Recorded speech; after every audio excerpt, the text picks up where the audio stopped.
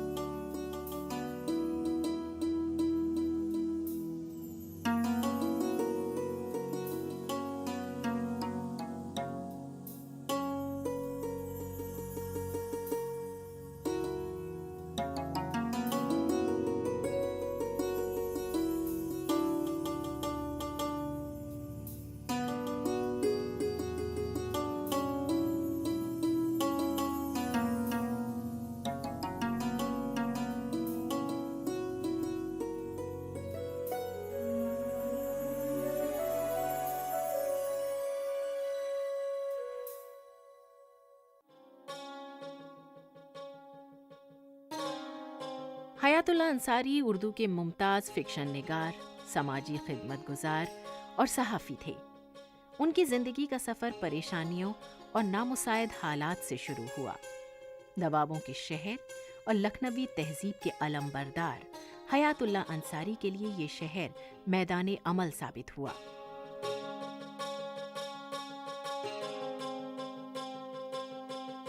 वक्त गुजरता गया और वो अपने हुसूल मकसद में कामयाब होते गए। लखनऊ में ही उन्होंने आवाम में आज़ादी के जज्बे को फ़रोग़ देने का अज़्म किया और उम्र के आखिरी लम्हे तक ग़ुलामी के ख़िलाफ़ लड़ते रहे। हयातुल्लाह अंसारी ने लखनऊ के मशहूर खानवादे फ़िरंगी महल में आँख खोली और यहीं से बाद में उर्दू का एक मशहूर रोज़नामा कौमी आवाज़ के नाम से जारी किया। उन्होंने अपनी इब्तिदाई तालीम यहाँ की मशहूर दर्सगाह मदरसा हयातुल उलूम निज़ामिया से हासिल की और इसी इदारे से उन्हें आलमियत की सनद भी मिली। जहाँ तक हयातुल्लाह साहब के ज़िंदगी का सवाल है तो मेरे ख़्याल में मैं 7-8 साल की थी जब मैंने उनका पहला नावल जो एपिक है जिसके बारे में इस्मत चुग़ताई ने लिखा था कि वॉर एंड पीस के बराबर उसका जो है ग्रेड है, और मैंने पढ़ा था तो ये समझिए उस वक्त उनसे बहुत ज़्यादा मुतासिर हुई थी और मैंने उनको अपना आइडियल बना लिया था। और इत्तेफाक की बात है कि फिर मैं उनकी बहू बन गई और मुझे उनको बहुत करीब से देखने का मौका मिला। अदबी तौर से तो उनके साथ बहुत नाइंसाफ़ी हुई है। मैं आपको अगर देखिए अभी मुझे मिल जाती है, उनकी ऑटोबायोग्राफी अभी छपी नहीं है, उन्होंने जो लिखी है उनके हाथ से लिखी हुई है। उसमें उन्होंने लिखा है कि अदबी तौर पे उनको हमेशा मतलब चूँकि लॉबिंग थी और वो किसी लॉबी में नहीं थे और इसलिए उनका बहुत ज़्यादा नुकसान किया गया। क्योंकि अभी एक रिसर्च दिल्ली में हो रही है, डॉक्टर सादिक साहब शायद कर रहे हैं, तो उन्होंने कहा कि हयातुल्लाह साहब प्रेमचंद से पहले आ गए थे और उनका जो आखिरी कोशिश है वो प्रेमचंद से पहले उन्होंने लिखा था, लेकिन चूँकि लॉबिंग थी वो छप नहीं पाया, तो वो छपा देर में प्रेमचंद पहले वो आ गया, इंट्रोड्यूस हो गया, वरना वो प्रेमचंद से पहले उस जगह पे आ सकते थे। तो इस पर रिसर्च लोगों ने शुरू किया। अब देखिए क्या होता है, लेकिन ये फैक्ट है कि अदबी तौर पे उनको जो है बहुत बैकफुट पे रखा गया। और आप यकीन करेंगे वो लखनऊ में पैदा हुए, लखनऊ में ही सारा उनका काम रहा। आज तक यूपी गवर्नमेंट ने या यूपी के किसी इदारे ने उनको अदब पे अवार्ड नहीं दिया। हरियाणा ने दिया, ये हालिया अवार्ड हरियाणा का है। मध्य प्रदेश ने इकबाल सम्मान दिया और दूसरे साहित्य अकेडमी से उनको अदब पे अवार्ड मिला, लेकिन यूपी ने कभी उनकी तरफ नहीं देखा। तो यहाँ चूँकि वो सीधे साधे इंसान थे, आप समझ रहे हैं। उस आदमी का सोचिए कि 84 का जब दिल्ली में फसाद हुआ है, हम लोग वहीं थे, तो हमारे यहाँ ब्लैक कमांडोज भेजे गए सरकारी तौर पे एमपीज़ के लिए। तो वो पार्लियामेंट से लौटे तो उन्होंने देखा कि सब लोग खड़े हुए हैं, तो मुझसे आके उन्होंने पूछा, शहनाज ये कौन लोग हैं? तो मैंने कहा ये आपकी सिक्योरिटी के लिए आए हैं। तो उन्होंने फ़ौरन सिक्योरिटी अफसर को फ़ोन किया, वहीं पांडे जी थे वेस्टर्न कोर्ट में। उन्होंने कहा पांडे जी आप ये हटा लीजिए फ़ौरन, लोगों को, किसी शरीफ आदमी को किसी सिक्योरिटी की ज़रूरत नहीं है। मोहतरम हयातुल्लाह अंसारी साहब मेरे बड़े भाई जनाब महमूद ज़की साहब के अहबाब में से थे, बुज़ुर्ग अहबाब में से, और घर में अक्सर उनका ज़िक्र होता रहता था। मेरी उनसे मुलाकात बहुत बाद में हुई, लेकिन इससे पहले मैं उनकी बहुत सारी तहरीरें पढ़ चुका था, उनके अफ़साने पढ़ चुका था और उनके एक नावल का तज़किरा सुन चुका था। नावल चूँकि बहुत तवील था और वो मुझ तक नहीं पहुँचा था तो नहीं पढ़ा था मैंने। लेकिन एक और उनकी किताब थी जो उन्होंने अपने तालीम घर से शाया की थी, اس کا نام تھا 10 دن میں اردو. تو میں سمجھتا ہوں کہ ایک بہت بڑا ان کا کارنامہ ہے. حیات اللہ انصاری صاحب نے اپنی زندگی میں ایک فلم بھی لکھی تھی. فلم کا نام تھا نیچا نگر, اور اس فلم کی کچھ اور خصوصیات تھیں. یہ نہ صرف حیات اللہ انصاری صاحب کی پہلی فلم تھی بلکہ اس کے ڈائریکٹر چیتن آنند کی بھی بنائی ہوئی پہلی فلم تھی, اور یہ روی شنکر کی پہلی فلم تھی. پنڈت روی شنکر نے اس میں میوزک دیا تھا. یہ زہرا سہگل کی پہلی فلم تھی کیونکہ وہ پہلی اس میں ڈانس ڈائریکٹر کے روپ میں جلوہ گر ہوئی تھی. اسی طرح کامنی کوشل کی پہلی فلم تھی, وہ پہلی بار اسی فلم کے ذریعے سے اس میں پردہ سیمے پر آئی تھیں. بہرحال بڑی یادگار فلم تھی. لہو کے پھول ان کا سب سے طویل ناول ہے, اردو کا سب سے طویل ناول ہے, 5 جلدوں میں ہے یہ. لیکن حیات اللہ انصاری صاحب کے اس ناول کی سب سے بڑی خصوصیت یہ ہے کہ وہ ساحل پر تماشا کرنے والے لوگوں میں سے نہیں تھے, بلکہ وہ ایسے فرد تھے جو جد و جہد آزادی میں بڑے بڑے لیڈروں کے ساتھ خود بھی شامل تھے. محترم حیات اللہ انصاری صاحب نے لہو کے پھول کے علاوہ اور بھی کئی ناول لکھے. مثال کے طور پر ایک ناول ہے گھروندا. اسی طرح ایک ناول ان کا مدار نام کا ہے جو ہمالیہ کی ترائی کے بیک گراؤنڈ میں لکھا گیا ہے. تو وہاں کی بھی انہوں نے بارہا سیر کی, وہاں کے بہت ساری چیزوں کو دیکھا اور اس کے بعد پیش کیا. اور یہ ناول ان کے سارے شائع ہو چکے ہیں. اس کے علاوہ ایک ناولٹ ان کا اور ہے, اور اس ناولٹ کا نام تھا آخری سانس تک. یہ ناولٹ میرا خیال ہے کہ ابھی شائع نہیں ہوا ہے. اس کے علاوہ انہوں نے اپنی خود نوشت سوانح حیات مطلب آٹو بایوگرافی لکھنا شروع کی تھی, اور اس آٹو بایوگرافی کو وہ مکمل نہیں کر سکے.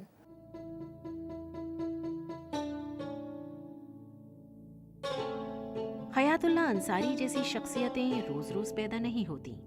انہوں نے ایک صحافی کی حیثیت سے اتر پردیش کی سیاست میں مسلمانوں کو مؤثر طاقت بنانے اور اردو زبان کو اس کا جائز حق دلانے کے لیے آواز اٹھائی. انہوں نے بہتوں کو خطوط لکھے اور اردو کی دستخطوں پر مبنی ایک محضر نامہ بھی تیار کیا, جسے 1952 میں صدر جمہوریہ ہند ڈاکٹر راجندر پرساد کی خدمت میں پیش کیا. ان کے ان خطوں کی اہمیت سے آج بھی انکار ممکن نہیں. ان کے بعض ادبی خطوط بھی ایسے ہیں جن کی حیثیت مسلم رہی ہے.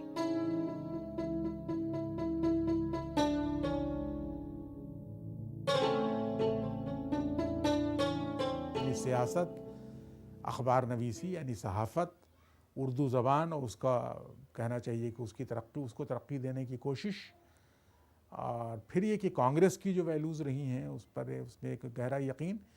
لیکن وہ بہت اعلیٰ درجے کے فکشن لکھنے والے. ان کا ناول تو دیکھیے مجھے نہیں پسند ہے زیادہ, لہو کے پھول وہ بہت ضخیم ناول ہے اردو کا اور اپنی ضخامت کی وجہ سے یاد کیا جاتا ہے. لیکن میرا خیال ہے کہ اتنے بڑے ناول کو وہ سنبھال, لیکن کچھ چھوٹے ناول مجھے اچھے لگتے ہیں. گھروندا, مدار ان کے ناولٹس ہیں, یہ مجھے پسند ہیں. اور کچھ کہانیاں مجھے ان کی اچھی لگتی ہیں, خاص طور پر شکستہ کنگورے, آخری کوشش, بھیک, کچھ کہانیاں ایسی ہیں جو حیات اللہ انصاری صاحب کی بہت اچھی ہیں. دشواری بس یہ رہی کہ وہ جس ٹریڈیشن کے لکھنے والے ہیں, یعنی پریم چند کی روایت, تو پریم چند کی روایت میں پریم چند سے آگے ہمیں کوئی دکھائی نہیں دیتا. تو حیات اللہ انصاری صاحب کے ہاں معاملہ یہ ہے کہ ان پارٹس ان کی کہانیاں ہمیں اچھی لگتی ہیں, اور کچھ کہانیاں مجھے آخری کوشش بہت پسند ہے. بلکہ آخری کوشش پر بھی دیکھیے صاف پتہ چلتا ہے کہ پریم چند کے کفن کا عکس بہت گہرا ہے اس کہانی پر. شکستہ کنگورے بہت اچھی کہانی ہے ان کی. اور ناولوں میں جیسے میں نے بتایا گھروندے اور مدار, مجھے ناولٹس جو ہیں ان کے چھوٹے, یہ مجھے اچھے لگتے ہیں. لیکن یہ کہ ان کے ہاں ایک سرفیس پر جو ایک کہنا چاہیے حقیقت جو دکھائی دے رہی ہے, بہت گہرائی تو ہمیں نہیں ملتی حیات اللہ انصاری صاحب کے فکشن میں, لیکن سرفیس ریئلٹیز کا جس طریقے سے وہ کہنا چاہیے چترن کرتے ہیں, جس طرح عکاسی کرتے ہیں, وہ بہت خوبصورت ہے. اور اسی وجہ سے وہ ہمیشہ صف اول کے افسانہ نگاروں میں تو بہرحال ان کا شمار تو کیا جائے گا.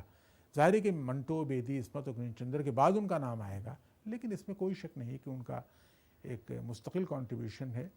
اور پھر یہ کہ جاتے جاتے انہوں نے وہ ناول جو دے گئے, وہ اردو کا سب سے ضخیم ناول لہو کے پھول. لہو کے پھول کی ضخامت کے باوجود کچھ تاریخ وہاں پر فکشن بن نہیں سکی ہے اس طریقے سے, یہ ہے. لیکن یہ کہ اس میں کوئی شک نہیں کہ وہ بہت باکمال آدمی تھے, اور زندگی بھر بہت ایکٹیو رہے. اور بہرحال ایک ویلیو سسٹم میں یقین رکھتے تھے. تھوڑے چڑچڑے بھی تھے, اس کا اظہار بھی ان کی بات چیت سے بھی ہوتا تھا, ان کے فکشن میں بھی کہیں کہیں غصے کا اظہار ہوتا ہے وہ. لیکن یہ کہ اس میں کوئی شک نہیں کہ بہت باکمال لکھنے والوں کی جو پوری صف ہمارے یہاں جو پیدا ہوئی, اس میں حیات اللہ انصاری صاحب بھی. پہچان کیا ہوگی میری, تھم کر نہیں سوچا کبھی, میرے ہزاروں روپ ہیں, صحرا کبھی دریا کبھی. برسا تو ایک موتی بنا, جو سیپیوں میں قید ہے, روکے سے رک سکتا نہیں, بہتا ہوا جھرنا کبھی. یقیناً اس شخص نے کبھی اپنی پہچان کے بارے میں نہیں سوچا, کیونکہ جب اس نے ناول نگاری کے لیے قلم اٹھایا تو وہ لہو کے پھول کھلاتا چلا گیا. جب افسانہ نگاری کی جانب توجہ کی تو آخری کوشش اردو افسانے کی سب سے بہترین کوشش قرار دی گئی. یہی شخص جب صحافت کے میدان میں قدم رکھتا ہے تو قومی آواز کو ایک ایسا رنگ دے دیتا ہے جو کہ صحافت نگاری میں ایک اعلیٰ معیار قائم ہو جاتا, جس سے اعلیٰ معیار قائم ہو جاتا ہے. حیات اللہ انصاری کا پہلا شائع شدہ افسانہ بڈھا سود خوار دہلی کے رسالہ جامعہ میں جون سن 1930 میں شائع ہوا. یہاں یہ بات یاد رہے کہ جس وقت ان کا یہ پہلا افسانہ شائع ہوا ہے, اس وقت نہ تو انگارے کی اشاعت عمل میں آئی تھی اور نہ ہی ترقی پسند تحریک کا آغاز ہوا تھا. بڈھا سود خوار جب منظر عام پر آیا تو اس نے اپنے انفرادی اسلوب اور طرز و انداز سے ادب نوازوں کو چونکا دیا, اور پھر یکے بعد دیگرے ان کے کئی افسانوی مجموعے منظر عام پر آئے. ان میں انوکھی مصیبت, پھر شکستہ کنگورے, بھرے بازار میں, اور پھر ان کا آخری مجموعہ ٹھکانہ سن 1991 میں شائع ہوا. حیات اللہ انصاری اپنے افسانوں میں سماج کے دبے کچلے بدحال لوگوں کے زندگی کے مسائل کو اٹھاتے ہیں اور اپنے خاص اسلوب کے ذریعے ان کے حقیقت نگاری سے انہیں اس طرح سے پیش کرتے ہیں کہ وہ عام قاری کی توجہ اپنی جانب کھینچ لیتے ہیں. حیات اللہ انصاری کی زبان, اسلوب اور فنی تکنیک کے لحاظ سے بھی ان کے افسانے کافی اہمیت کے حامل ہیں. حیات اللہ انصاری ایک روشن خیال شخص تھے. وہ ایک ہر دل عزیز رہنما بھی تھے.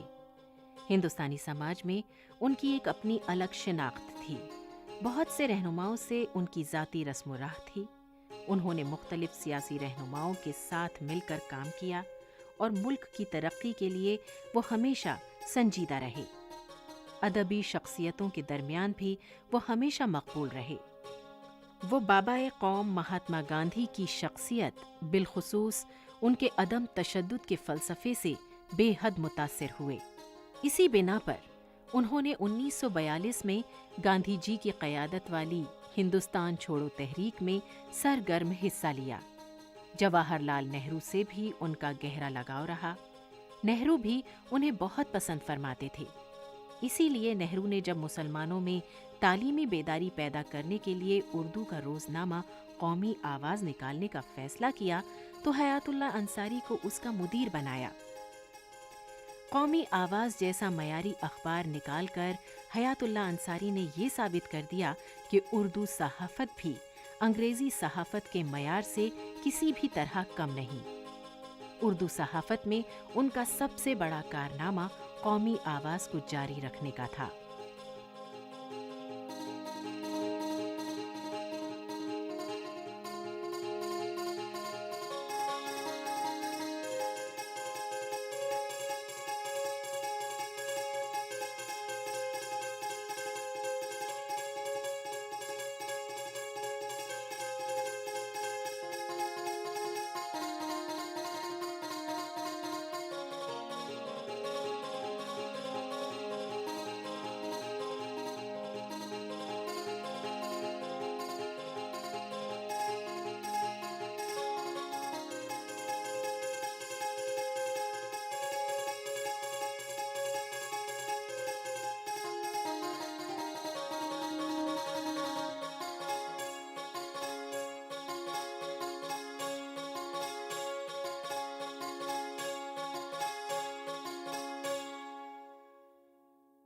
وہ ایک کامیاب، بہت ہی کامیاب افسانہ نگار تھے. ایک بہت ہی مطلب دلچسپ اور پر از معلومات اور بہت ہی اہمیت کی ناول کے خالق تھے. ان کے افسانوں میں سلوگرنگ نہیں ہے، ان کے افسانوں میں نعرے بازی نہیں ہے، ان کے افسانوں میں صرف مقصدیت نہیں ہے کہ بے مقصد افسانے ہیں، کوئی مقصد نہیں کا افسانہ نہیں، نصیحت والے افسانے نہیں ہیں. افسانوں کی تعریف پر پورے اترتے ہیں. ان کی دلچسپی، ان کی اہمیت، ان کی افادیت پوری طرح برقرار ہے. ناول کا جو لہو کا پھول ہے، پورے ہندوستان کی تاریخ کو انہوں نے اس میں سمیٹ دیا ہے، پوری ہندوستان کی تاریخ. اب جو اس کو پڑھ لے گا، جو اس کو سمجھ لے گا، وہ ہندوستان کو سمجھ لے گا. اتنے بڑے کارنامے انجام دینے والے آدمی کے بارے میں کتنا بولا جائے، کہاں تک بولا جائے، لوگ تھک جائیں گے. لیکن بولنے والا نہیں تھک سکتا جو جانتا ہے حیات اللہ صاحب کو. کیوں میں نے اٹھتے بیٹھتے چلتے پھرتے ہر حالت میں ان کے ساتھ سفر بھی کیا ہے، ان کے ساتھ اٹھا بیٹھا ہوں. ان کی محبتیں، ان کا خلوص، ان کی ہدایتیں، ان کی شفقت، ان کی بتائی باتیں سب ذہن میں ہیں. حیات اللہ انصاری ایک ادیب اور ایک صحافی سے پہلے ایک مجاہد آزادی تھے. وہ مہاتما گاندھی کے نظریات سے بہت متاثر تھے. انہوں نے خود وردھا آشرم جا کر کے گاندھی جی کے نظریات و خیالات سے استفادہ کیا تھا، اور ان کے افکار کو انہوں نے اپنی زندگی میں اس طرح ڈھال لیا تھا کہ پوری زندگی وہ افکار پر جمے رہے، اور اپنی ادبی خدمات، صحافتی خدمات، لسانی خدمات سے انہوں نے گاندھی جی کے نظریات کو فروغ دیا. پھر جب کانگریس پارٹی نے روزنامہ قومی آواز شروع کیا تو اس کے چیف ایڈیٹر حیات اللہ انصاری ہی بنائے گئے. حیات اللہ انصاری نے جن خدمات کا آغاز ہندوستان سے کیا تھا، ان کی توسیع انہوں نے روزنامہ قومی آواز سے کی. قومی آواز سے انہوں نے ہندوستانی عوام کے مسائل کو اجاگر کیا، ان کو حل کرنے کی کوششیں کی. وہ ایک نہایت حق گو اور بے باک صحافی بھی تھے. وہ یہاں تک کہ اگر کبھی پہلے وزیر اعظم پنڈت جواہر لال نہرو کے کسی فیصلے یا ان کی کسی پالیسی سے ان کو اختلاف ہوتا تھا تو اس پر بھی کھل کر اظہار رائے کرتے تھے اور اس پر نکتہ چینی کرتے تھے. انہوں نے کبھی بھی کسی سے ڈرنا نہیں سیکھا. وہ ایک اصول پسند صحافی تھے اور قلمکار تھے.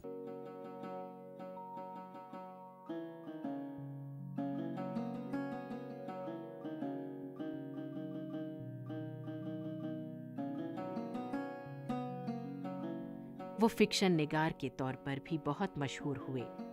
انہوں نے کئی کتابیں تحریر کیں جن میں لہو کے پھول، مدار، ٹھکانہ اور بھرے بازار میں قابل ذکر ہیں. لکھنؤ میں انہوں نے اپنی پوری زندگی بسر کی. یہاں کانگریس پارٹی سے اس درجہ متاثر ہوئے کہ انہوں نے باقاعدہ کانگریس پارٹی میں شمولیت اختیار کر لی. 1922 میں کانگریس پارٹی کا جو ہاتھ پکڑا تو آخری وقت تک اس جماعت سے وابستہ رہے. ان کو یہاں اتر پردیش قانون ساز کونسل کا رکن نامزد کیا گیا. ایوان بالا میں انہوں نے عوامی مسائل کو زور شور سے اٹھایا. انہوں نے اپنی تعلیم فرنگی محل میں رہ کر حاصل کی. بعد میں لکھنؤ سے مزید تعلیم حاصل کرنے کے لیے وہ علی گڑھ مسلم یونیورسٹی آ گئے اور یہاں سے گریجویشن کی ڈگری حاصل کی. ان کی مقبولیت، وفاداری اور عوامی خدمات کے پیش نظر 1966 میں انہیں راجیہ سبھا کا ممبر نامزد کیا گیا.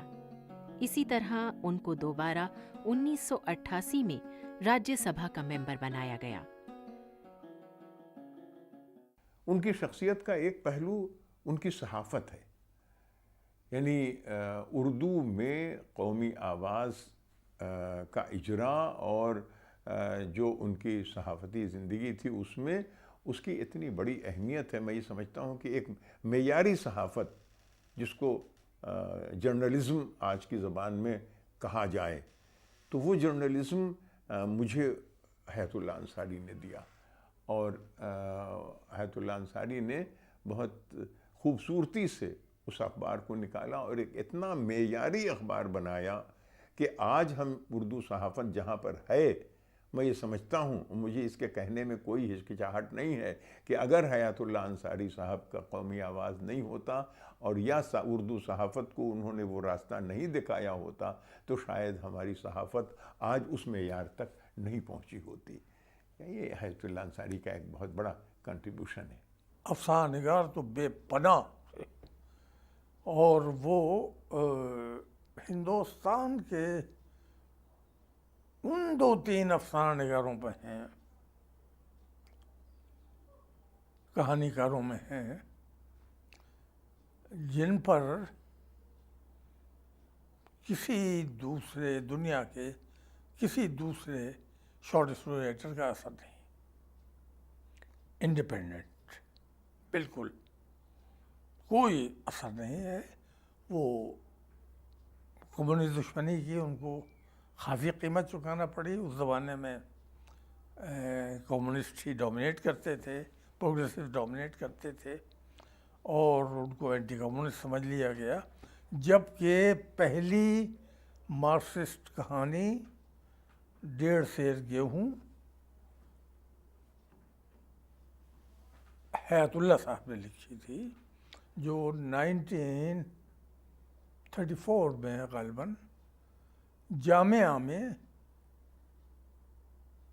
مکتبہ جامعہ کا، یہ جامعہ ملیہ کا میگزین تھا جامعہ، اس میں چھپی تھی۔ وہ پہلی اردو کی مارکسسٹ کہانی ہے، پریم چند کی کہانی سے بھی پہلے۔ اور جامعہ کی بیک گراؤنڈ یہ تھی کہ پریم چند نے کفارہ جو ان کی کہانی ہے وہ وہاں بیٹھ کے، جامعہ میں بیٹھ کے لکھی تھی۔ اور حیات اللہ صاحب ایک عظیم آدمی تھے، عظیم شخص تھے، اور پی ڈبلیو اے آخر میں جو پی ڈبلیو اے کی کانفرنس اعظم گڑھ میں ہوئی اس میں وہ موجود تھے۔ اس کے بعد دہلی میں جو کانسٹیٹیوشن کلب میں جو ہوئی، جس میں میں ہی موجود تھا، اس میں بھی حیات اللہ صاحب تھے۔ اور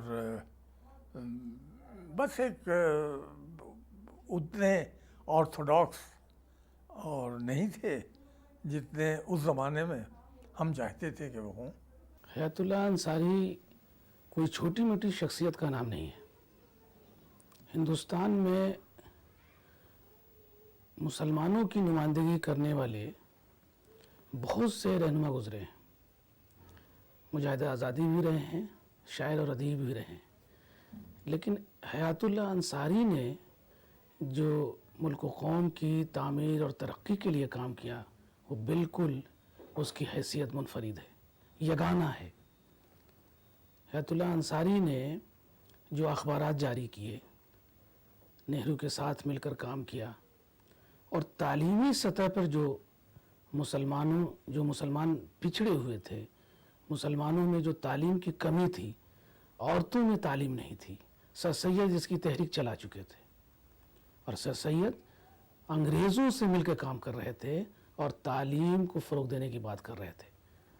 حیات اللہ انصاری کا کام یہ تھا، اور ان کی خدمات یہ رہی کہ انہوں نے تعلیم کے فروغ پر اصرار کیا اور انگریزوں سے مخالفت بھی کی، اور بڑی حد تک اس میں ان کو کامیابی ملی۔